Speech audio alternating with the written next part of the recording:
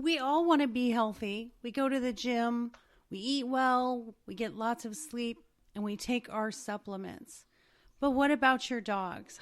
Hi, everyone. Maureen Scanlon, your host of I Never Knew podcast. Everyone who knows me knows how much I adore my dogs. That's why I wrote 2 books about them. And now I'm offering a wonderful place for you to buy healthy treats, holistic, 3 ingredients. We have Paw Balm that's lickable for your dog's pads and toe beans, as well as organic shampoo bars, healthy treats with only 3 ingredients, and also fun stuff, matching dog parent furry kit apparel, safety products, dog parties. So go to mydogiseverything.net, where we are rewarding our canine friends with healthy and fun gifts they deserve.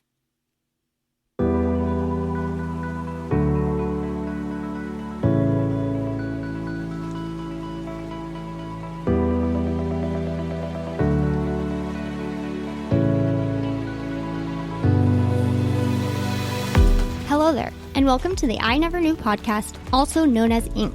This show dives into the life experiences of people who have been through it all and have come through the other side stronger, better, and triumphant. Each story is raw, authentic, and, at times, heartbreaking. One thing joins it all together: the fact that the stories can help the listener learn and grow. Hosted by life coach Maureen, she sits down each episode with a new guest who will empower the listener to set out on their self-discovery journey and start to heal. Now you'll be joined by Maureen and her special guest. Please enjoy the show.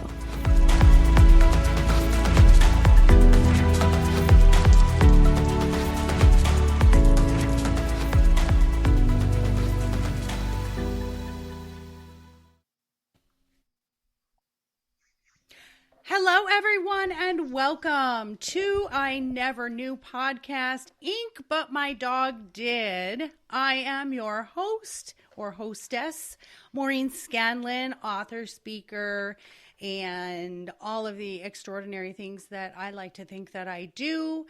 I am so excited. Of course, you guys always know I get redundant. I think I have another wonderful guest. I mean, that's thanks, Captain Obvious. You always have wonderful guests, Maureen, but this is exciting. I was just telling her offline, she's only my second educator, and you guys all know how I feel about teachers. I post it all the time because our youth, if we get them early on, they won't be life coaching later on. I guarantee it. And I love her story when she reached out.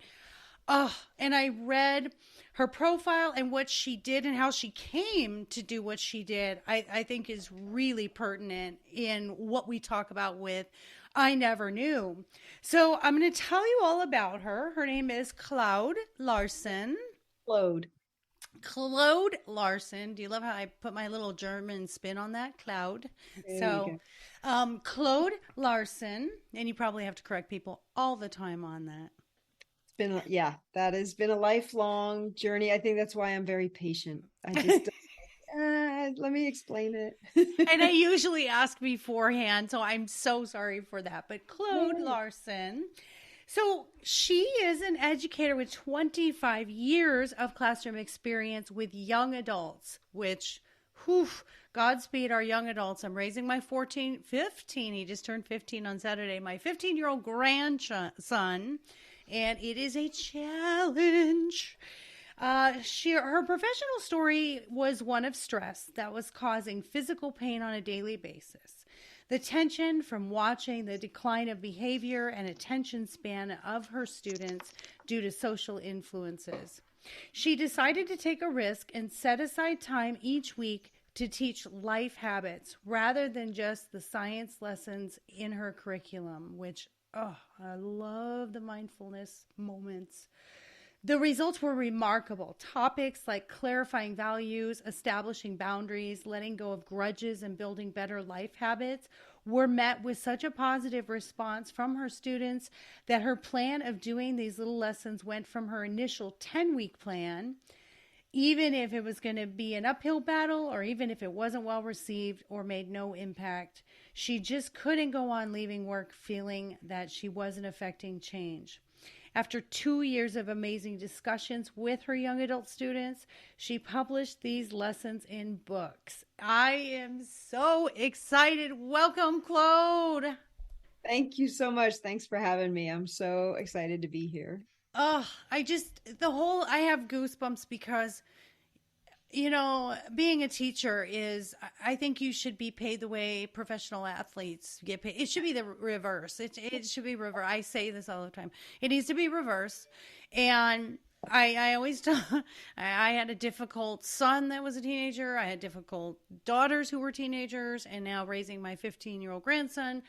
I always say, I don't know how teachers do 30 of you, because it's a lot at that age, especially. These are not Yes. kindergarteners.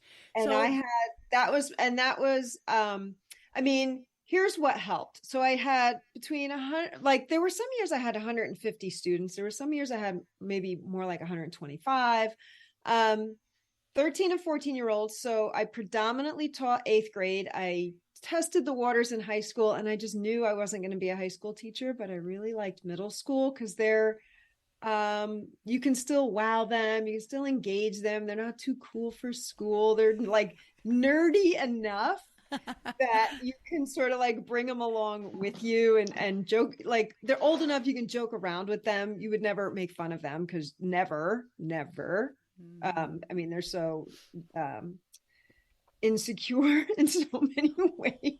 It's like highly sensitive phase right there. Oh, so much. But that was my job, surrounding myself with 120 to 150 13 to 14-year-olds every day. And what was nice was I was super passionate about the content I was teaching. I loved physics, I loved chemistry, and they were young enough that it wasn't all about math. It was like, let's blow things up, let's set things on fire, but like in a controlled way, and so the fact that I was enthusiastic about the content really brought them along with me, until nothing brought them along with me. Like they were group texting each other to meet up and vape in the bathroom, for example.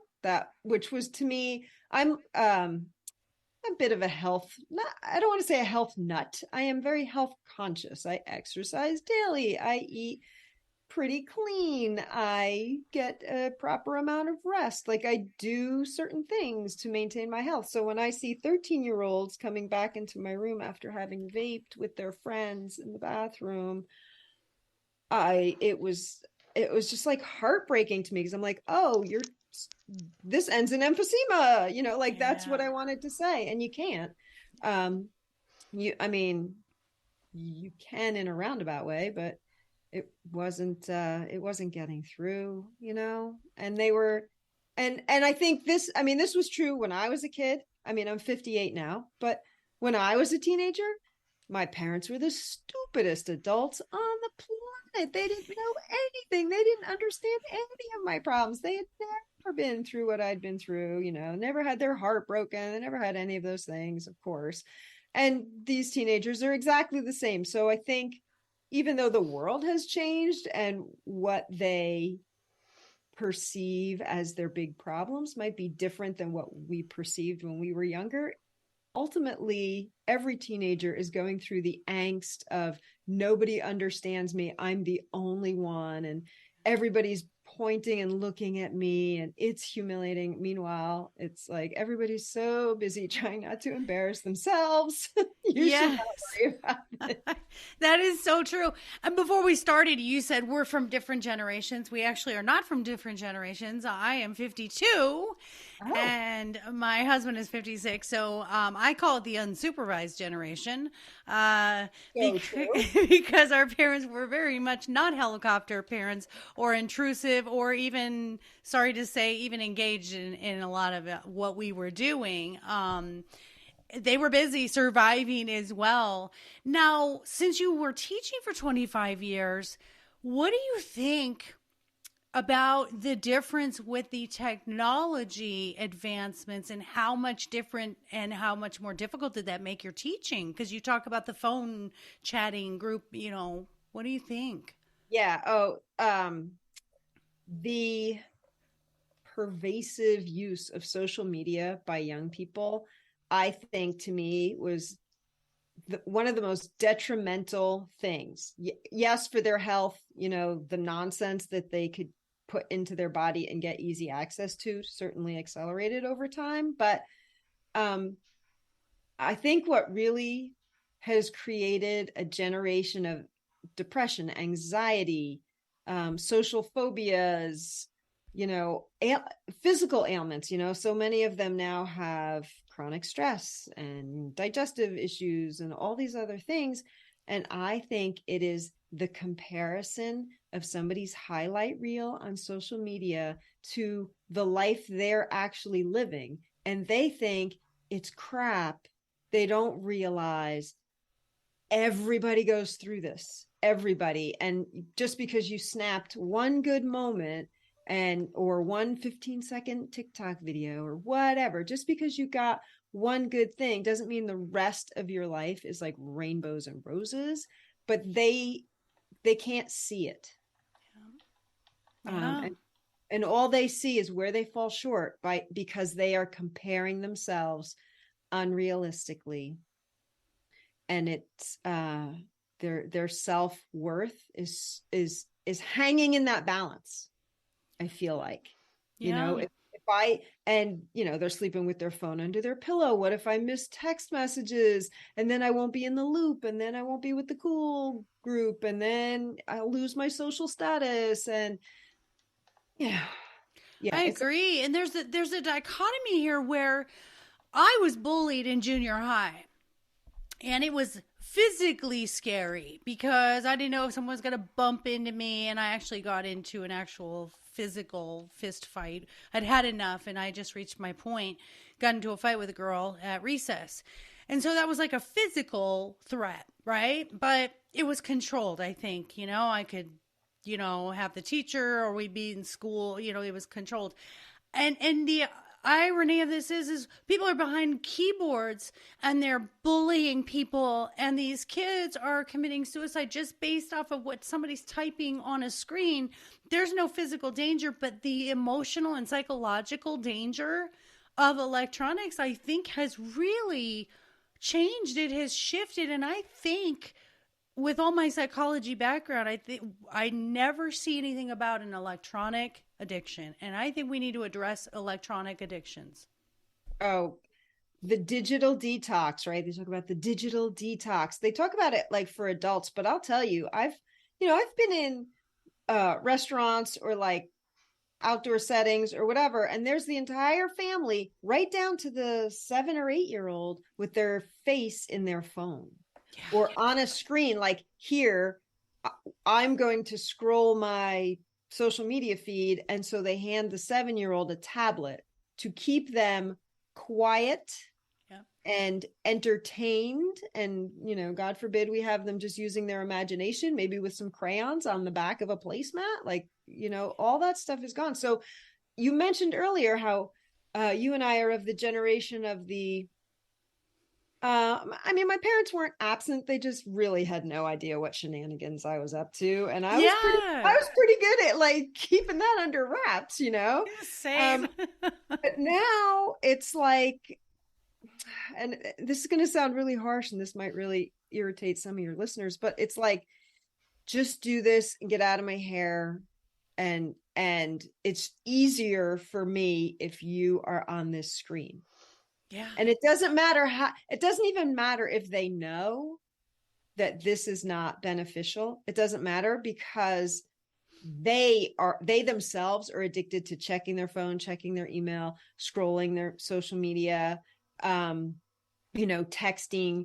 Now, I watch people watching movies on their phone. I'm like, wow, that's riveting. It's what, 2.5 inches by 4? Like, I don't know how big that is. Like, wow, that is the small screen. You should, like, if you actually picked your eyes up and looked around, you'd be like, look at this beautiful park or scene, or let's people watch, like human people, not like YouTube people.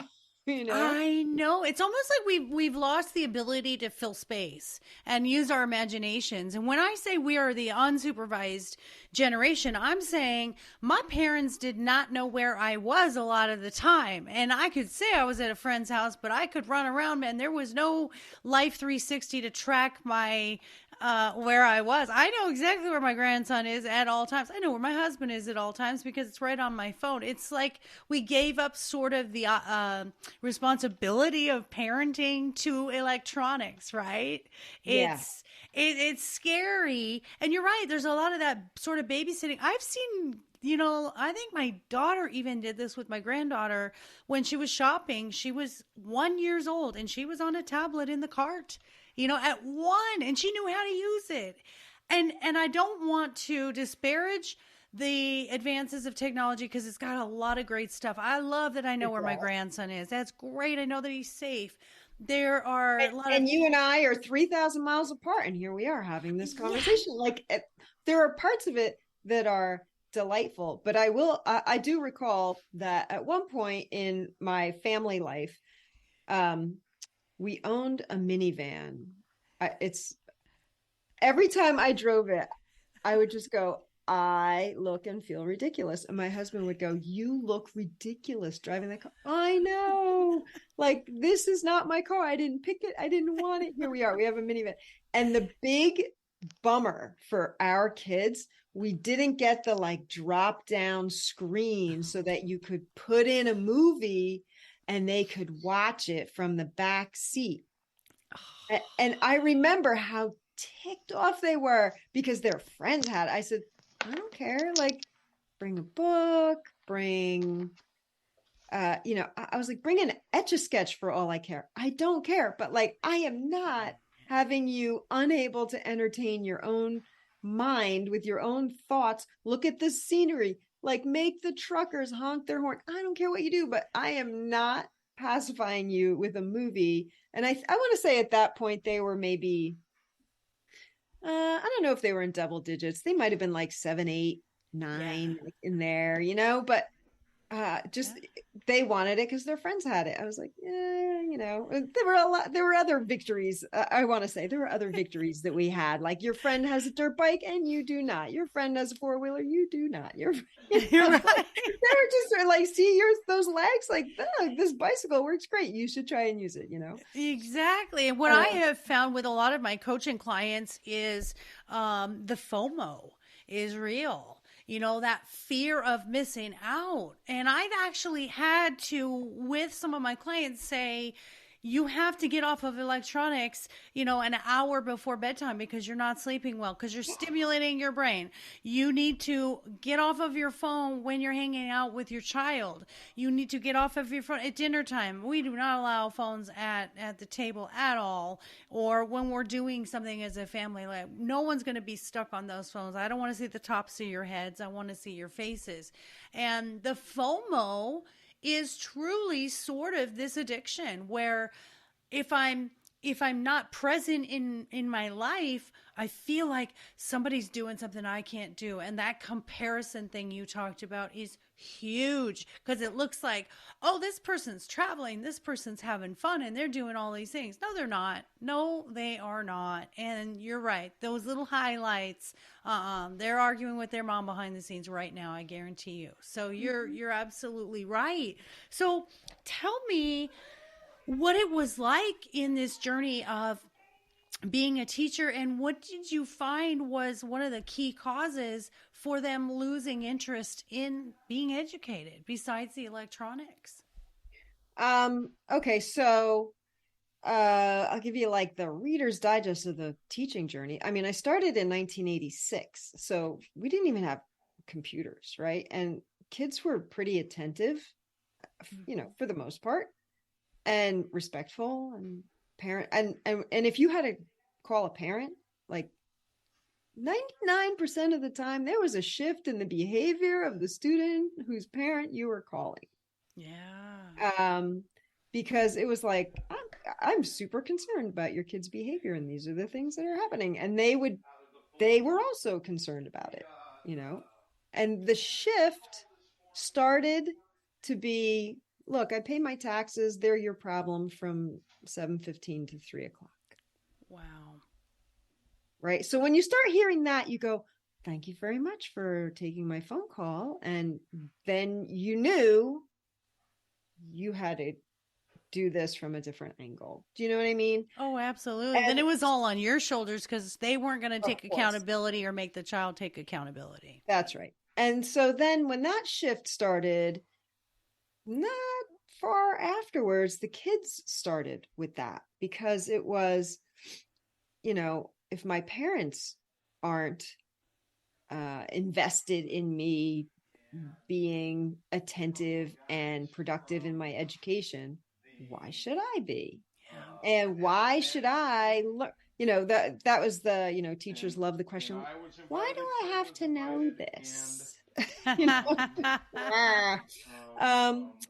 And it was kind of like, if you could Google it, I really didn't worry about teaching you what you could Google, if that makes sense. So here I was doing like, if you could, what is the speed of light? Like, I don't need you to memorize this, like you could Google that and know in 1 second what the speed, faster than the speed of light, you could know what it is. So I really changed my focus, and it kept kids engaged. And I have to say, like, I was a solid teacher. I loved my content. I knew my content. I managed my classroom. Behavior issues, just like, they were pretty rare in my classroom until the last few years. And it became, no matter how engaging my content, I mean, I'd have this giant lab table with a big beaker, and green fire would be coming out of the beaker. I could not capture their attention. What? They were like, like they, you know, it was bizarre to me. Like, oh, we're going to make rockets and then we're going to launch them outside. So we're going to build them out of this and that. And like, we're doing these rocket launches. And then they were, and the kids would be like, can I take mine home? At the end, we'd make these water rockets, and they were super fun.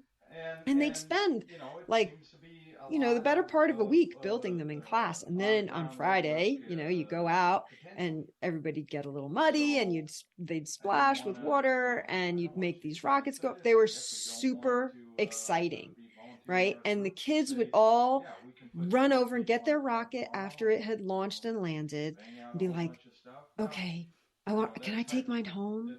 Every kid wanted that. And the last couple, again, when I started being concerned about this, they would take their rocket and like stomp on it, smash it, throw it in the trash, throw it against like the side of the building. Like, I was like, they just spent time making that. They had like complete disregard for their own efforts. And it was really unsettling. Like I was and I heard the same. I spoke with the industrial arts teacher.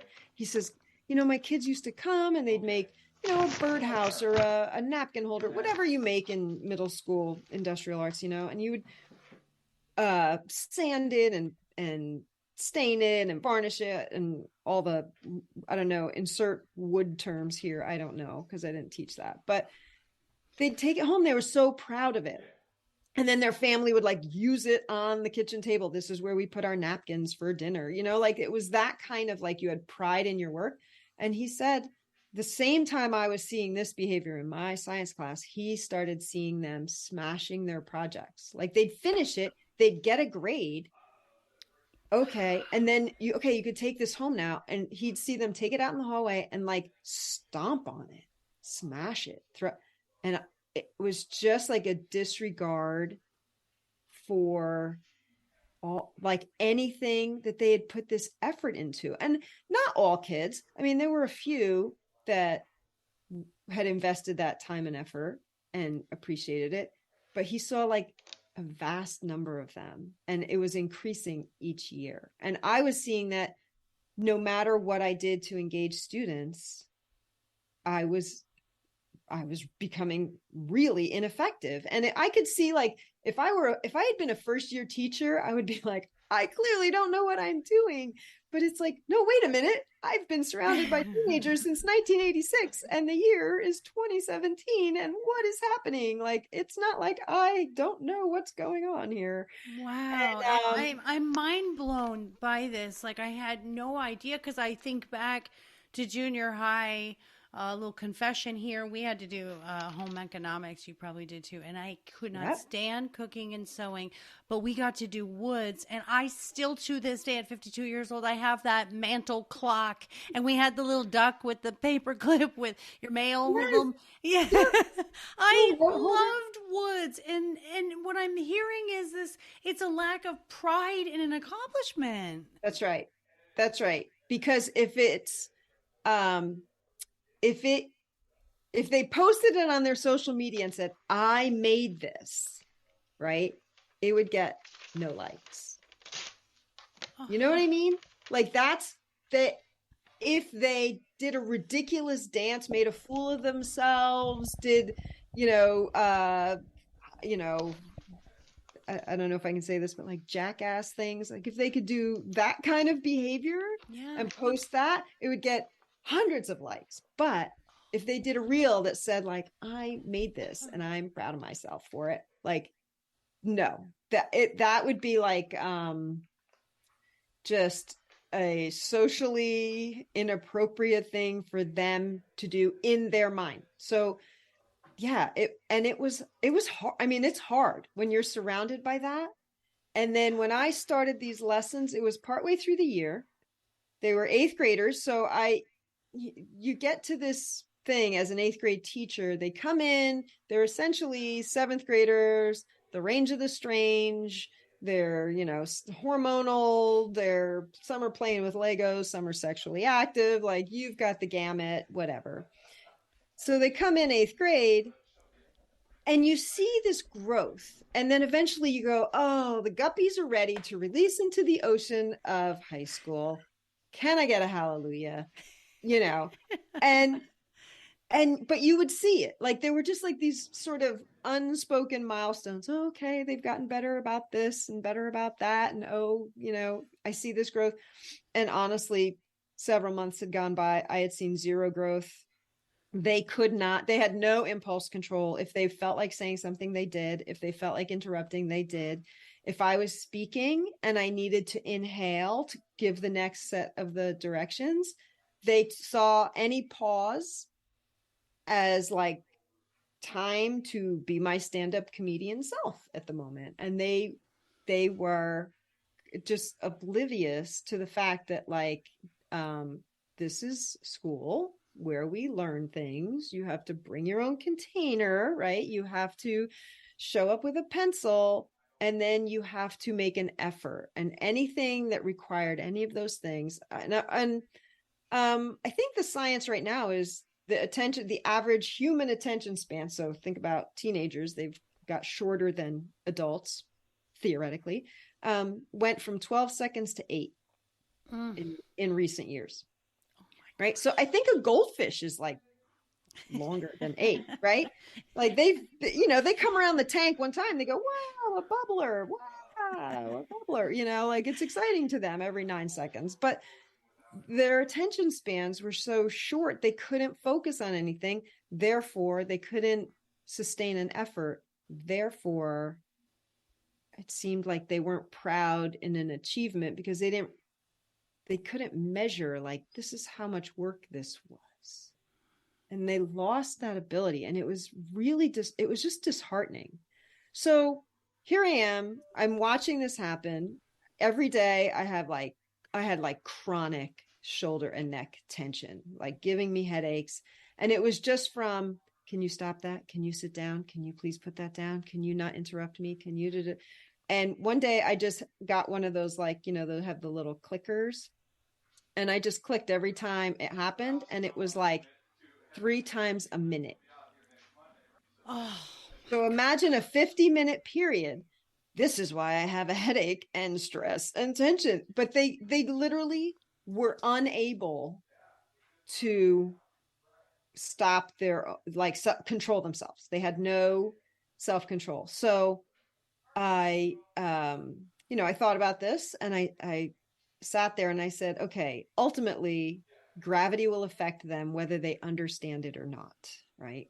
Ultimately, Newton's laws of physics will, actions and reactions will continue to happen whether they memorize these rules or not. But what do I want them to leave here with? Because they're so not ready to go to high school. And so I started making a list. And when I tell you, these lessons were written on 3x3 post-it notes, like the first thing I want to talk about is excellence. Like, what is excellence? Let's define excellence. Everybody knows excellence. Can you give me an example of excellence? Like, let's have a conversation about it. What do you think it takes to have excellence? And they, and I actually, the first lesson I did I did a 3-minute meditation. And it was all about the power of your thoughts. So they came in their usual, like, bananas self, and I sat them all down. I sat still on a stool in the front of the room. I was like, I'm not going to be animated because I need to bring this energy down to a meditation space, right? I don't need them jumping out of their seats here. And I did a meditation, and I followed it up with, this is the power of your thoughts. Wow. And they were almost silent for the rest of the period, like everything.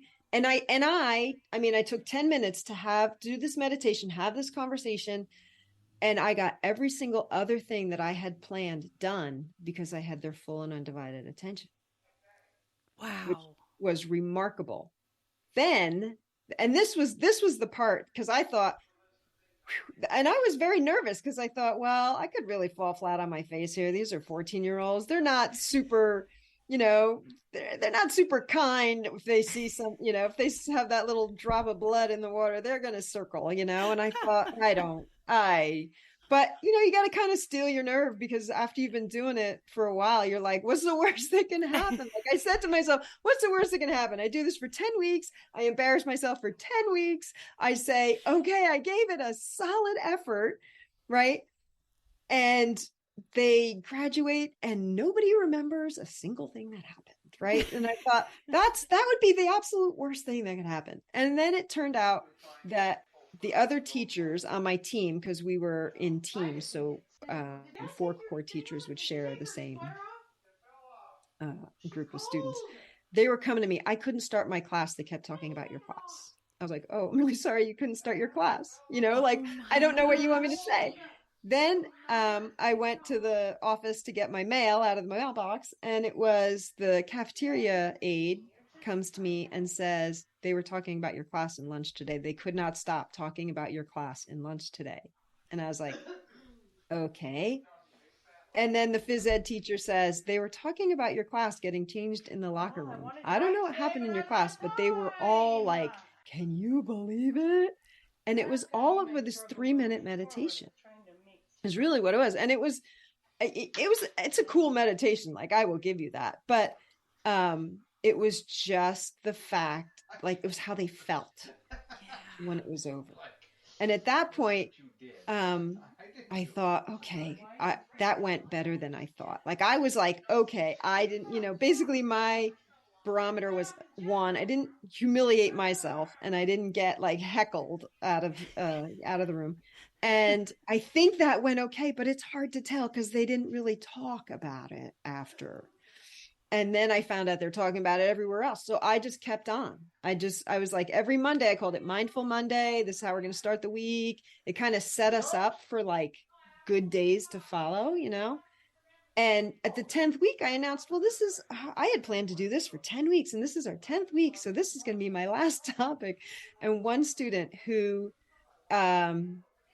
he lived in a household where if the parents were not absent, they were there, they were angry, and they were probably under the influence of something. So his life was not a smooth road in any way, shape, or form. He raises his hand and he says to me, I think that we should do this more than we should do science. Like I need, like he admitted, he recognized in himself that those 10 little conversations that we had were more important to him than anything else. And I will be clear, he did not suddenly start doing my chemistry homework because of these lessons. However, he would enter my room, his shoulders would drop, and he wasn't nasty like he was with a lot of the other teachers. He wasn't rude to the students in my room in my presence. And he started to recognize that these were things nobody had talked to him about and that he might want to pay attention. And at the end of the school year, I had a conversation with him. I said, listen, right now, your current living situation does not have to be your future. Oh. It is the power of your thoughts that will decide your future for you. If you want to raise kids who feel like you do, then act just the way your parents have treated you. And if you want to have kids that like adore you and love you and want to hang out with, then make choices according to that. But it is 100% within your control. And he looked at me and he was like, I know that now. I didn't know that before. Like he just thought this is what life is. This is what I got handed. And so therefore this is that. And I thought, of course, yeah, they only know what they know and they perpetuate what they know. And I was just like, it's within your control, but nobody at home was going to have that conversation with him. No, those generational cycles were going to keep going on, especially when there's, addictions or, different mental health issues. I mean, I know this, I see this all the time with my clients, and I'm just blown away by the beauty of what you did because you, like you said, you don't know what you don't know. But it's like, I don't know what chocolate cake tastes like until someone gives me a piece of chocolate cake. And the minute you gave that kid that piece of chocolate cake, the mindfulness, he made it a habit. He found the good feeling and said, I have to keep doing this. And you gave him control of his life to create it the way he wants. Yeah. And guys, it was also about recognizing, there are things in your life that are challenging, right? But if you were to maybe step back, be the observer and say, if I didn't know any of these people, how would I describe this behavior? Is this healthy and normal and productive? Or is this destructive and negative or how? But because when you're in it, and it's when you're a teenager, you're just trying to get through the day without embarrassing yourself and, spilling your ketchup down your shirt and wearing that for the rest of the day and tripping in gym class and doing something stupid. Like you're just trying to get through the day. And I don't know if you have the bandwidth to say, I live in chaos and my future doesn't have to be like this. But because I had built that trust over months of doing these quick little lessons on life topics, it was like suddenly I wasn't just like the old lady who teaches science. It was like, she might know things. Hey, I might want to listen to her. Because, teenagers, they don't always see the wisdom in our age. Oh my gosh. And also the renewal of your passion for being a teacher. I mean, because at some point you had to be like, I am out of here. I'm going to retire early. I'm going to go teach at a college. I mean, anyone in your situation. Anything. Yeah. I had made that phone call and I had that meeting and I was like, what happens if I leave like now? Like 10 minutes ago, like what? Because I physically, I was physically in pain and having a very hard time. I couldn't digest my food. I mean, I would eat meals and go, I didn't even taste that. I don't even know what that is. And then I'd be a mess and I'd recover over Saturday, Sunday. And then like this cycle would start over again. And it was like, I know it's unhealthy. how am I going to fix this? Because it couldn't, from my point of view, it couldn't be, well, I'm just not going to care how this works out. Because that's not in my DNA. Like, I became a teacher because I wanted to educate kids. I like their energy.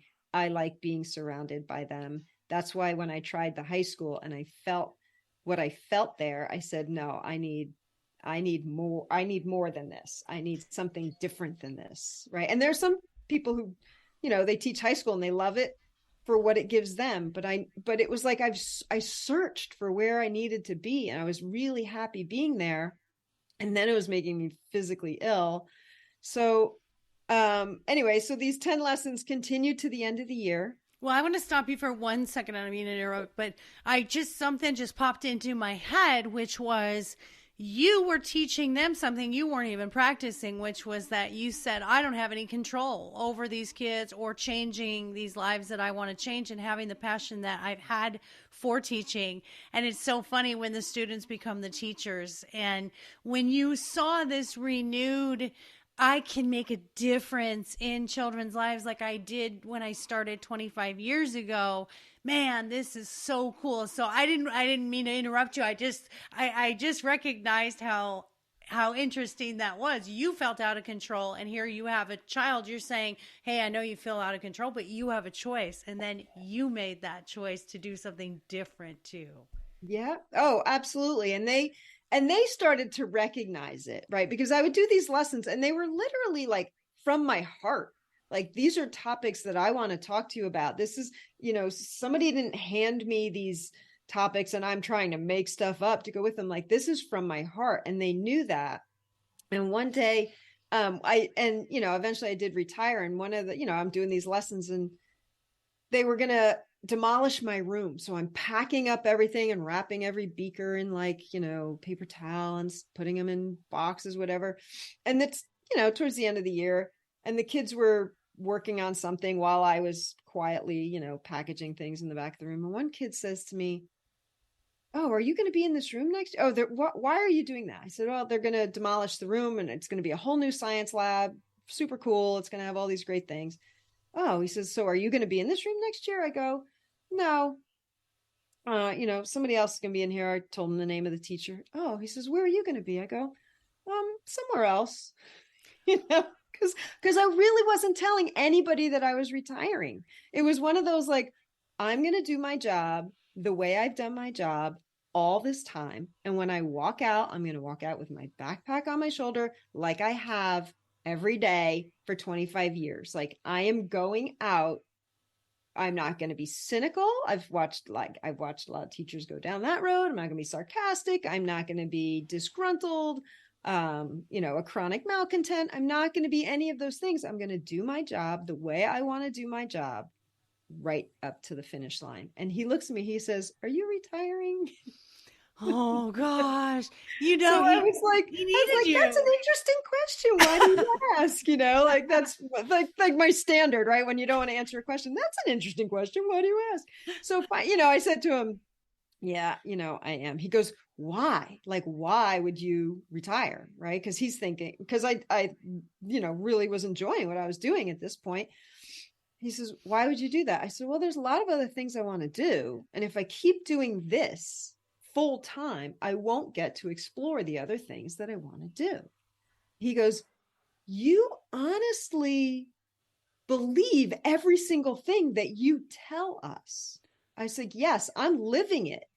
Like, that's not like, I'm not blowing smoke at you guys. Like, I am living it. I want to invest my time and explore and, create more art. And I want to, I have an energy healing practice, and I want to continue to build my client base. Like, there's a lot of things that I have irons in the fire for, and I want to start heating up those irons, because right now I can't invest the time there. I'm fully committed to being in bed by 8:30 every night, so that I'm up at 4:30 every morning, so that I'm here giving you guys my A game, which leaves me very limited time for other exploration. And he was like, you are living this. I'm like, yes. And I think that's why when I wrote the book, it was so authentic of me, like from me, because yeah, this is how I think about these life habits. This is why I think they're important. This is and it's very like teen friendly. It's all in teen speak, teen examples, um, things they can relate to. You know, I talk about their parents and their teachers and their friends and their peer groups and um, you know, their families and all of that stuff. It's in there. But it's yeah, and after, I mean, clearly after all those years being surrounded by teenagers, if I didn't understand them by then I was probably the most hopeless teacher ever.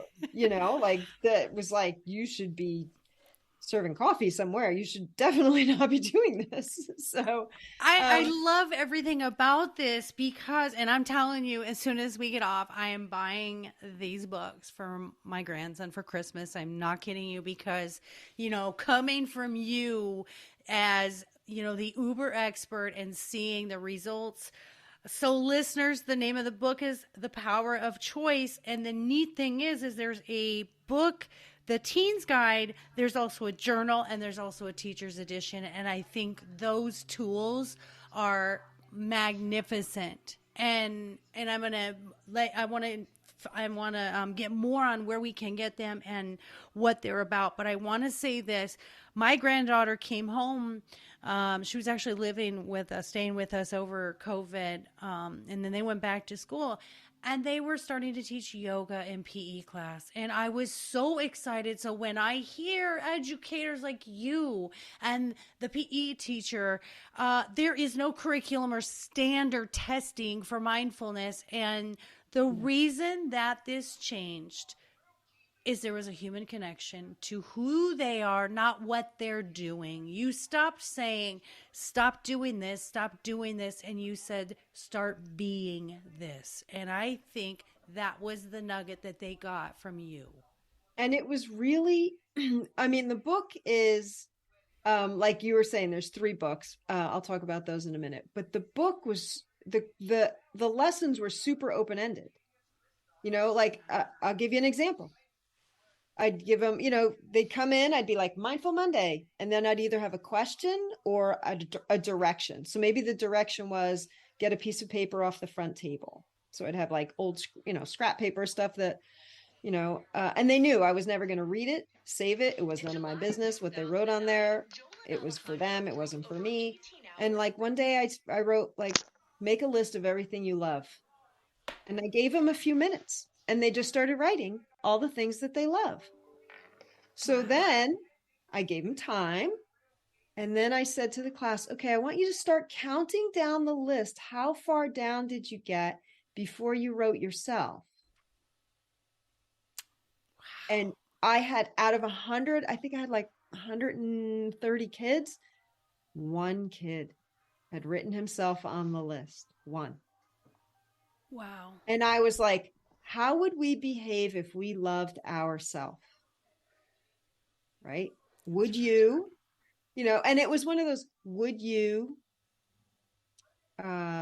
start an addictive behavior that would end up with you having emphysema or lung cancer?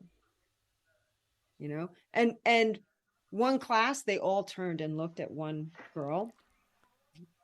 Like they all turned because whatever. So at the end of class, I kind of held her for a minute and I had the opportunity to say, look, in 40 years, like I said, look, clearly there was a motion. Everybody looked at you when I sort of said smoking or vaping, right? I said, I don't know if you're smoking or vaping. And the reality is 40 years from now, when you have lung cancer or emphysema, I won't be taking care of you. I'm not your mother. I'm not your sister. I'm not your spouse. I'm not, none of those things. I said, but the guy who drives a Porsche off of the money that he gets from selling vape products and cigarettes does not care how you die. So it's really entirely up to you. I'm not reporting any of this to the principal and I'm not calling your mother, but it's ultimately like your choice. And it was one of those, like, it was it was like, I'm not speaking to you as your teacher now. I'm speaking to you as like a human being who cares about you as a human being. And that's what these lessons did for me with them and for them with each other. It was remarkable. It was truly remarkable. And so you say the 3 books. The first one, The Power of Choice, is just the lessons as they exist, exactly how they were presented to students, obviously written and edited. Some of them are little illustrations in there, and there's space for them to write their own answers to very open-ended questions. The companion journal is if you were to decide to get the ebook, which not I didn't want to have an ebook, but like the publisher was like, you have to. And everybody was like, you have to. And I was like, but do I have to? Really? No. I know, but there it is. So there's an ebook, but the companion journal goes with the ebook so that you have a place to write the answers to everything. And like some of them, there were like little, like 4 square boxes. And in this box, you write this. And in this box, you write that. And, so it's all the same graphics that was in the original book, but it's a companion to the ebook. Okay, I'm getting the original because thank goodness please, thank you. I have Thank you. reignited my grandson's love of books because A, I'm an author, and B, his Xbox broke, and I said I'm not buying another one. So, so we've gotten into reading, and we spend time together in the library, and so it's become kind of a cool thing. So I want him to have the one that's not the ebook and he journals and he writes, which is really cool. He's had a very rough life growing up with his parents. His father's currently incarcerated, so and mom and him don't have a relationship. So we've stepped in, and I think that's really important because we don't know what. Can I tell you what? Good on you, because you can't. It's hard to watch, and so the fact that you decided not to watch and to actually step in is brilliant. It was. I can't say that I was like, hey, come and do this. No. They came last Christmas, and mom did not want to stay. We put down sort of some ultimatums, and she chose not to follow those rules, so she left. But then my grandson was there, and he came to me, and this is going to break your heart, Claude. He came to me and he said, Grandma, how long do I have to stay here? And I go, oh, you don't have to stay here. I go, well, no one's forcing you. He goes, no. I mean, how long can I stay here until I wear out my welcome?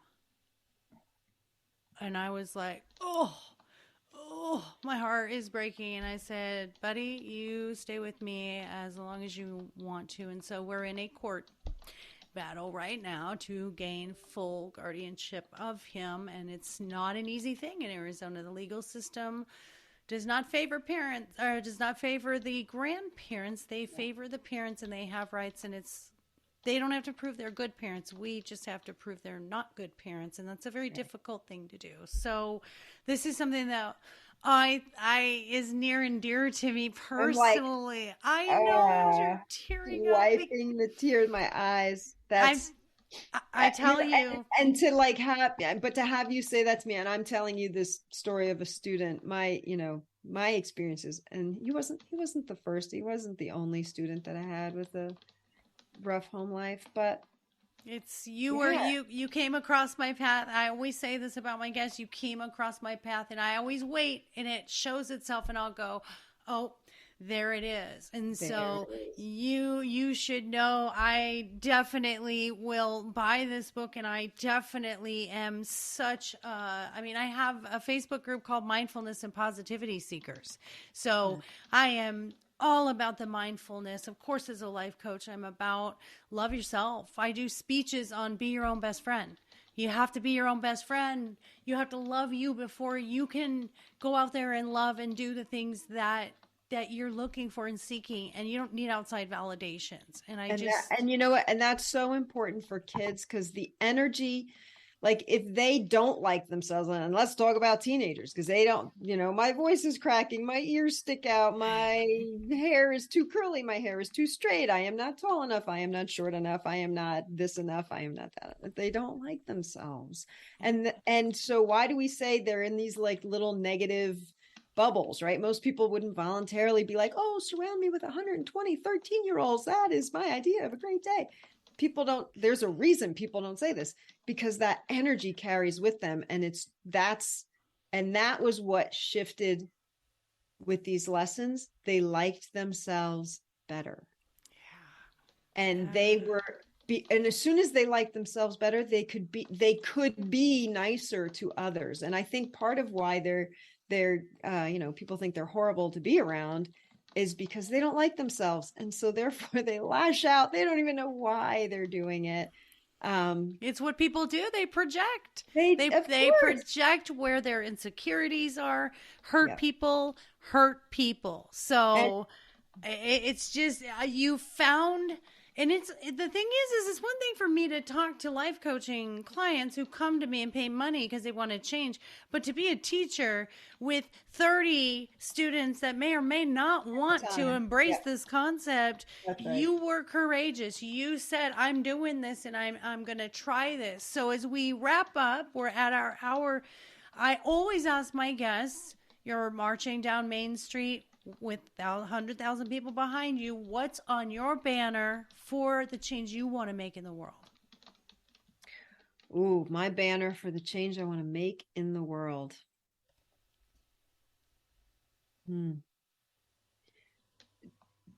I think honestly, it's you have permission to do what makes you happy that doesn't infringe or take away from anybody else's joy.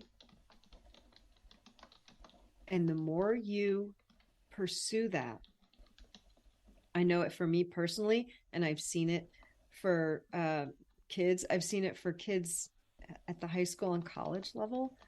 You have permission to do what brings you joy, right? And like some of my students, they would say to me, 8th graders, I can either be a doctor, a lawyer, or a failure. That's what my parents said. And I'm like, well, do you want to be either of those things? No. Okay, then you can either be miserable or you can be happy. Like, it might not make them happy, but maybe they actually really want you to be happy and they think financial success is the answer. But projection of success from your parent for not doing what they wanted to do. They're putting it on you, and we need to live vicariously through you because we didn't fulfill our own dreams.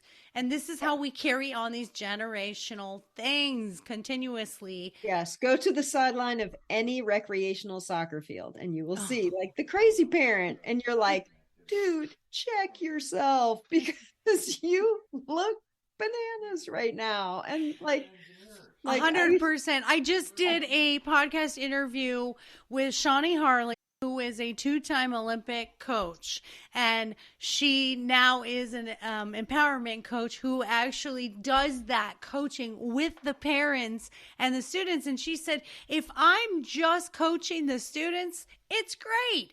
But it's not just the students, it's the parents that are always, they always have something to say about it. So I love that you just said that, because I just did that podcast yesterday or the day before, and she's amazing, and she's, straightforward about mindset when it comes to athletics and coaching. So I love that. So where can we find your book, and what is your all of your contact information where people can comment about this podcast or come find you, get advice, tell you, we love your book. How do I get this for my classroom or my teachers?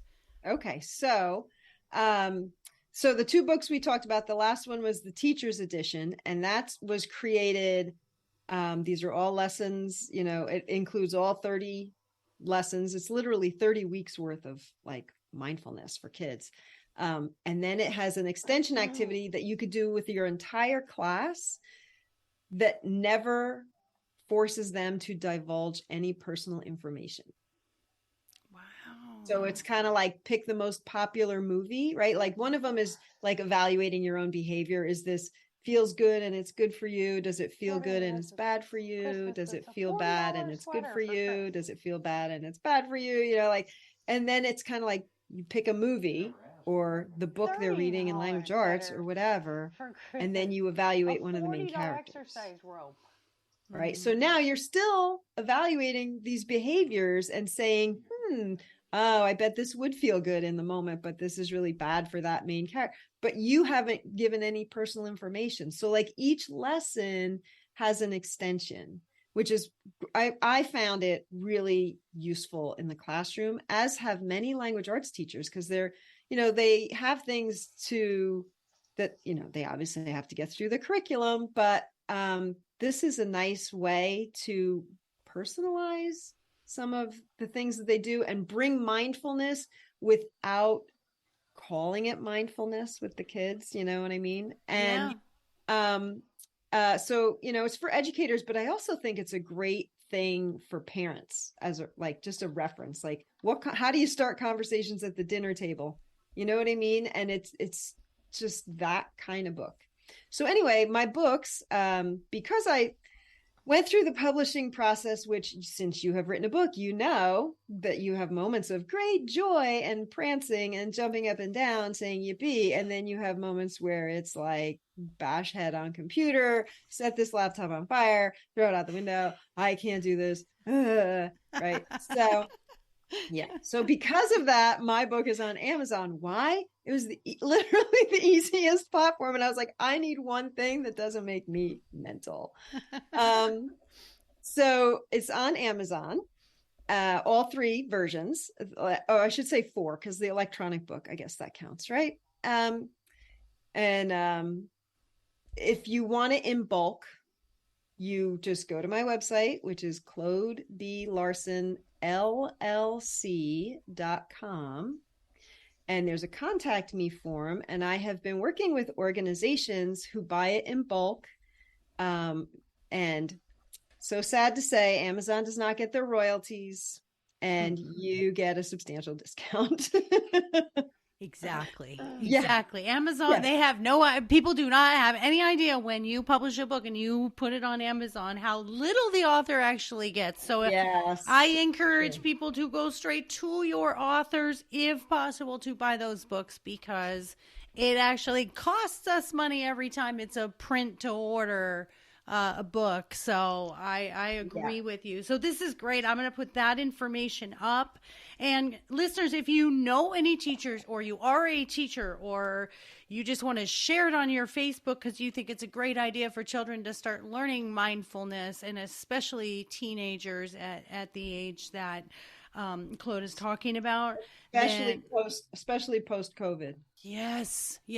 Share this information. I know that I certainly am going to, because I just really think the younger we start these kids with this mindfulness and self-love, then the less problems we have as teenagers, the less problems we have as adults, and so forth. And we stop those generational things that continue and continue and continue. So I think changing the world starts with our youth. And I know as an educator, you agree. So, oh, for sure. That's why I loved that job.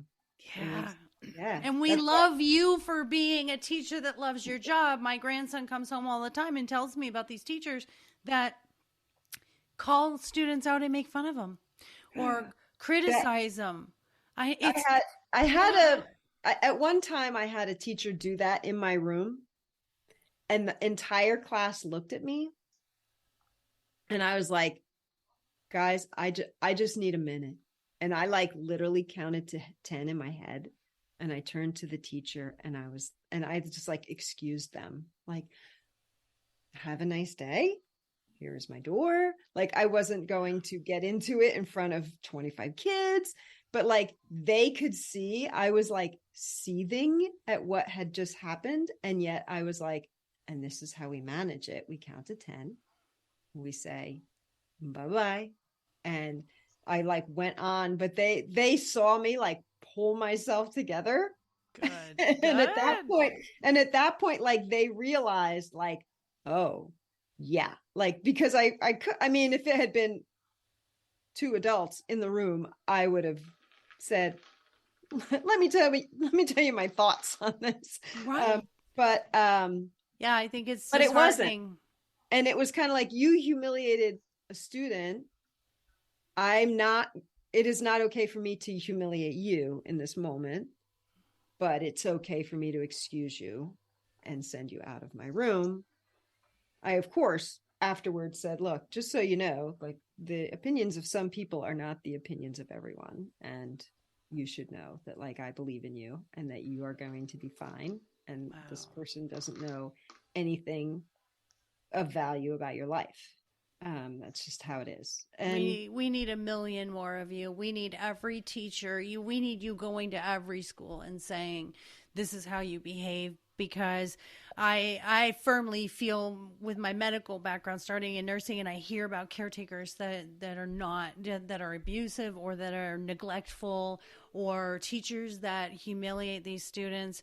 To me, you're in the wrong darn field. Get out of it. If you are not empathetic and if you are not passionate about it, go to a cubicle where it's just you and the computer and you don't have to do any human interaction, because if you can't do that, get out of the field where teachers like Miss Larson can do the best work. And I'm on my soapbox right now because it's something I'm so passionate about besides dogs. So all right, I'm going to wrap it up. We are 10 minutes over, but oh my gosh, I cannot thank you enough for being here. This information was wonderful. I cannot wait to see these books, and I cannot wait to buy this for my grandson. So guys, thank you so much for having me. Honestly, that's why I keep doing these podcasts, and I'm like, I'm gonna do, if I have to do this one school at a time, one teacher at a time, like it's really how I've set this up. Is ultimately I would love to do it 1,000 teachers at a time, but one podcast at a time seems to be the pace at the moment. I'm working on it. That's okay. Print out the starfish story, because it made a difference to that one. And that's the thing, is every time I do this and every time I hear you say something, it's like, maybe other people don't care, but it makes a difference to me. And that's how I want kids to feel. Oh, I do this. Nobody else thinks it's cool, but it makes me happy and it's important to me. And so therefore I'm going to keep doing it. Right? And they're going to teach others, and they're going to be the ripple that then touches. We may not touch the millions we want to touch, but I tell you, it will touch the millions, because you change one and then they talk to their friends or 5 friends and their 5 friends. Down. Yeah. And I mean, or they have a better relationship with their family. Yeah. Or they have a better relationship when they have children, or, like, you don't know. And that was the thing, is it went a lot of places. Students shared, personal stories. I could have shared many anecdotes on this, but they shared very personal stories with me. And I mean, moved to tears I was, because I was like, they would say, this is not a conversation that is had in my house. Like, I have never thought, I didn't think I had the nerve to say this to my dad, but then I did, and it was, and then it turned into a productive conversation. And a lot of times parents just think, oh, well, our kids aren't paying any attention, which teenagers often appear like they're not, but but they are. They're not oblivious, They're actually, nowadays, I think they are more emotionally intelligent than they ever were, because I definitely was not as intelligent emotionally as my grandson. I remember when he was here, it was maybe 2 or 3 weeks in that he'd been here, and I went into his room and I said, is there something you want to talk about? And he goes, why? What did I do? And I go, no, you didn't do anything. I'm asking, is there anything that you want to share with me? How are you feeling? And he goes, nobody's ever asked me that. Mm-hmm. So true. And I was like, so it's what like you it's did, like every question in my book. Yeah. I did. The gifted and talented kids, the special needs students, the behavior challenges, the quiet little, like I couldn't get 2 words out of him with a pair of pliers. Like nobody had ever asked him these questions. And like, you know, I'd have these kids, they'd go, this is really helpful. It's like, wow, an 8th grader just admitted that I helped them. Yeah. Essentially, you're doing group coaching. I mean, that literally is what you were doing. You were doing group coaching. I mean, that's in a nutshell. You get 30 of them together and you're doing exactly what I do in my practice, which is, you know, I'm reaffirming we're building confidence and self-esteem and self-worth and all of it. And I think about that. You're working with adults. And how come they don't have it? Well, if you got it when you were younger, it's easier to get back to that center when you're older. Right. But if you never got it and you've been living in this perceived state of you are lacking in some way, it's so hard to break those limiting beliefs about themselves.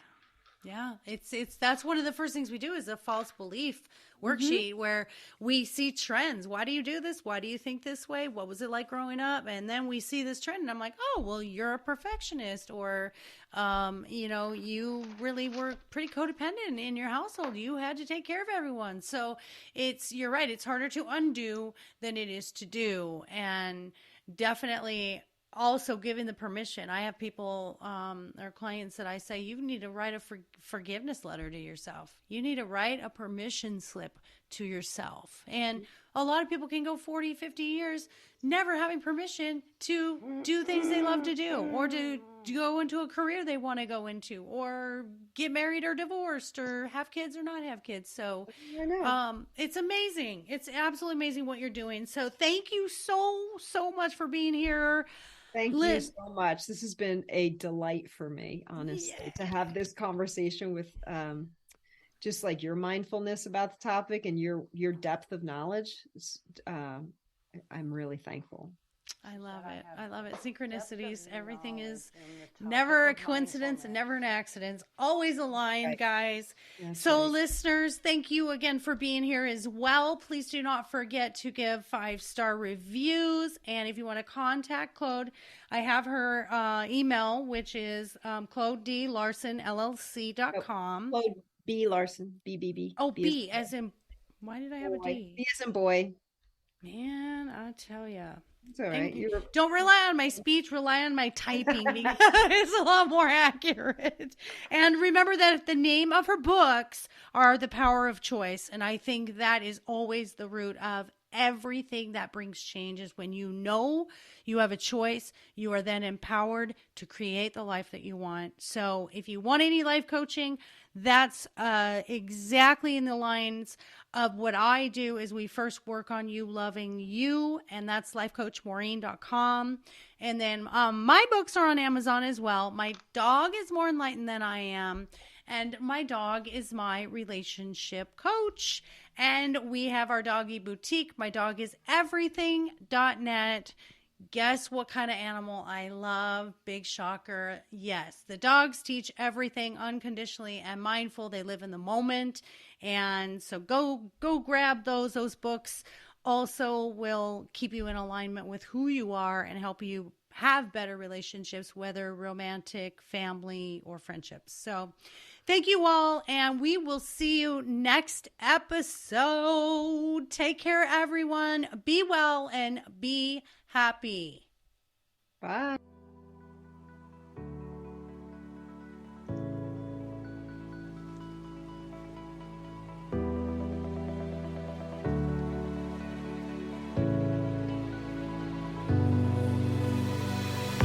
Thank you for tuning in to the I Never Knew podcast. If you found today's episode inspiring and educational, please be sure to follow, subscribe, and spread the word. The more people that join the Inc. community, the more it can develop and influence others as we work together for a healthier and brighter future. Until next time.